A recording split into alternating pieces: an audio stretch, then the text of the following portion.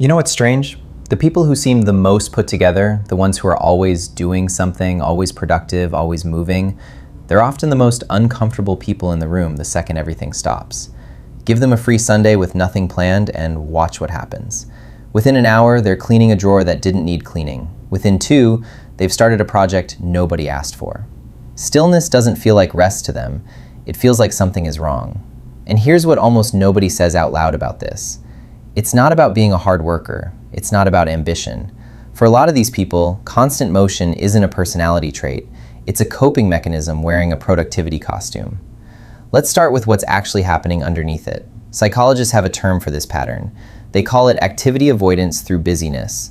And it sounds almost backwards when you first hear it. How can being busy be a form of avoidance? But think about what busyness actually does to your attention. It fills every available second with a task. And a mind that is fully occupied with the task has no spare bandwidth left over for whatever it's been quietly avoiding. For some people, that's grief. For others, it's a relationship that isn't working, a decision they don't want to make, or a feeling they've never had the time or the safety to actually sit with. Motion becomes the lid on the jar. Here's where it gets interesting. Researchers studying this pattern have found that people who can't tolerate stillness often score differently on something called interoceptive awareness, which is basically how clearly you can feel your own internal state.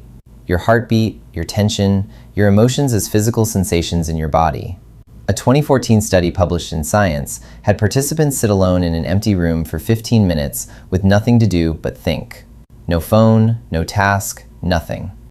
A significant portion of participants found it so unpleasant that, given the option, they chose to give themselves mild electric shocks just to have something to feel instead of sitting with their own thoughts. Read that again. People chose pain over stillness. That's not weakness. That's a nervous system that has learned, somewhere along the way, that an unoccupied mind is not a safe place to be. So where does this actually come from? For a lot of people who struggle to sit still, the pattern starts early, often in households where rest had to be earned, where downtime only existed after every task was finished, and even then, it came with the side of guilt. Stop sitting around. Make yourself useful. Idle hands. If you grew up hearing some version of that enough times, your brain didn't just learn that productivity was valued. It learned that your worth was conditional on output. And a child who learns that lesson grows into an adult whose body physically tenses the moment they're not producing something. Because somewhere in there, stillness still feels like danger. Like you're about to be in trouble for existing without justifying it. There's a second path that leads here too, and it looks completely different on the surface. Some people don't fear stillness because of guilt. They fear it because stillness is when the mind starts running its own scenarios. Unprocessed worry, unresolved conflict, low-grade anxiety that's been pushed down all week. Busyness, for these people, functions less like ambition and more like noise-canceling headphones for the brain. As long as there's a task in front of them, the anxious narration in the background has to compete for airtime, and it usually loses. This is why so many people who can't stop doing things describe a very specific feeling the moment a task finishes. Not relief, a kind of free fall.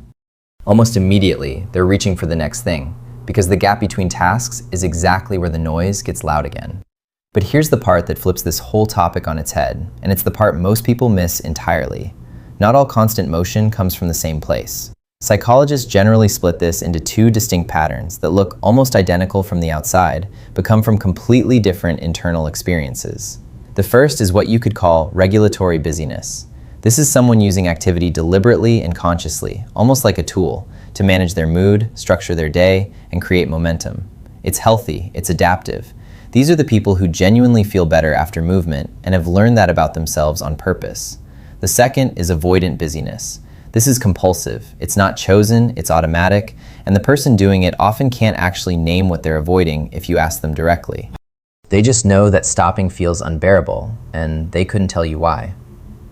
The unsettling part is that most people who fall into the second category genuinely believe they're in the first one. They'll tell you and tell themselves that they just love staying productive, that they're simply driven people. And sometimes that's even true. But the test that actually separates the two isn't how much someone does. It's what happens in the 30 seconds after they stop. If stillness brings something close to peace, that's regulation. If it brings something closer to panic, that's avoidance wearing a far more socially acceptable mask. And that mask matters because our entire culture is built to reward this exact form of avoidance without ever questioning it. Nobody stages an intervention for someone who's always working. Nobody worries out loud about the person who's never idle. We hand out admiration for it instead. Busy has quietly become one of the only forms of suffering that gets applauded in public.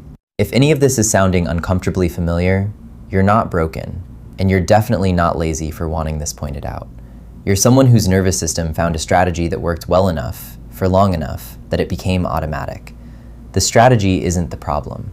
The problem is that nobody ever taught you a second option. Because here's the quiet thing that therapists who work on this tend to circle back to again and again.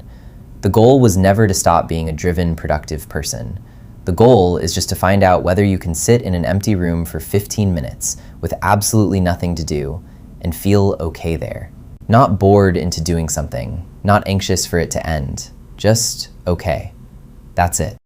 That one small test tells you almost everything about which version of busy you actually are. You don't have to answer that question right now, but the next time your calendar opens up and you feel that itch to fill it immediately, pause for just a second before you do.